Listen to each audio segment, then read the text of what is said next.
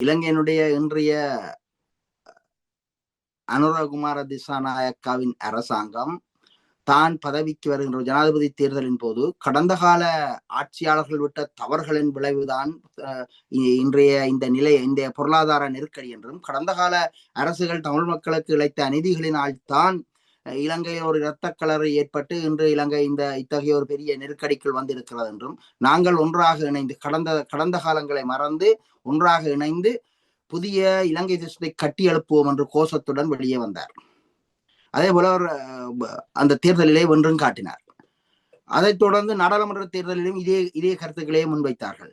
ஆனால் இந்த இரண்டு தேர்தலிலும் தாங்கள் வெற்றி பெற்றதன் பிற்பாடு அவர்கள் எந்த ஒரு முன்னேற்றகரமான நடவடிக்கையும் செய்யவில்லை.